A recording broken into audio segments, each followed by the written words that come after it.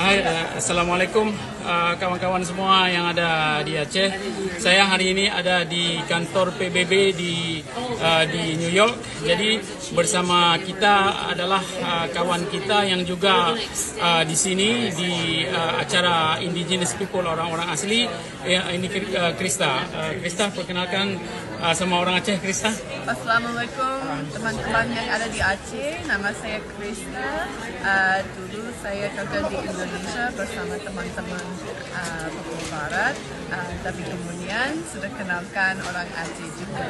Jadi saya mungkin kita mungkin diskusi sedikit tentang soal isu Indigenous People sekarang dan mungkin apa yang kita belajar dari forum ini. Mungkin dekat sekali lagi enggak?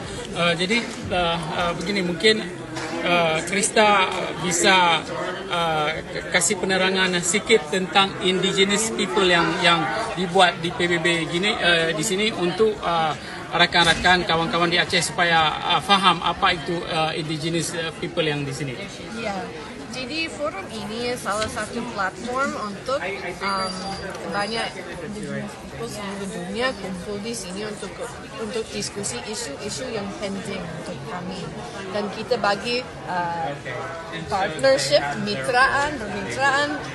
Maaf, bahasa Indonesia saya sedikit. Bahasanya bagus sekali. Bahasa Papua boleh.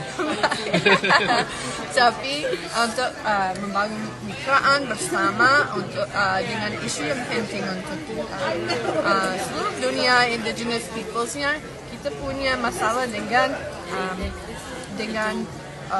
pemerintahan atau lembaga dari luar yang masuk dan tidak menghormati hak kita, ya. Jadi kita kumpul di sini untuk diskusi isu-isunya dan membuat strategi dan rencana ke depan untuk mencari solusi untuk isu. Oke. Jadi ini yang pertanyaan yang terakhir. Apa nasihat Krista untuk bangsa Aceh yang sedang mendengar, bagaimana kasih mereka semangat yang ada bersangkut paut dengan forum kita di kantor PBB ini? Ya, semangat ya. Saya juga dari salah satu orang asli Kanada, ya. Jadi dan saya baru menulis email tentang ini ke masyarakat saya. Kenapa itu penting untuk ikut acara yang ada di PBB, ya? Karena dunia harus mengerti situasi kalian, ya. Dunia harus mengerti identitasnya, budayanya, dan situasi dengan tanah. Jadi kita bisa kumpul bersama dan advokasi bersama untuk isu yang penting. Karena realitasnya PBB dan dunia itu salah satu dunia yang besar-besar, dan isu Indigenous People-nya mungkin mereka tidak menghormati cukup baik, ya. Jadi penting untuk ikut proses begini karena semua kesetujuan yang ikut di atas, yang jadi di atas di PBB-nya ada dampak, ya. Ada dampak di Aceh, ada dampak di Papua Barat, ada dampak di Kanada. Jadi penting untuk belajar tentang isunya dan kemudian komunikasi isu kalian keluar, ya.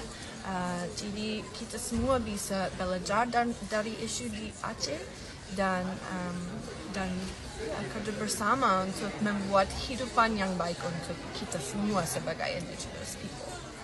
Oke, terima kasih banyak Krista. Jadi kawan-kawan, rakan-rakan yang ada di Aceh dan Papua, kita fikir dan kita renungkan apa yang Krista telah bagi penerangan untuk kita. Jadi apa tujuan Indigenous People, apa tujuan pribumi.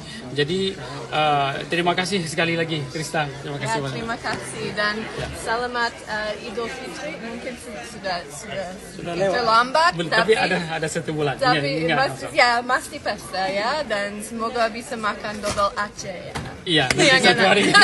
Jangan lupa kawan-kawan, ya, kalau Krista datang ke Aceh, kasih dodol Aceh sama Krista. Yep. Terima kasih. Terima kasih.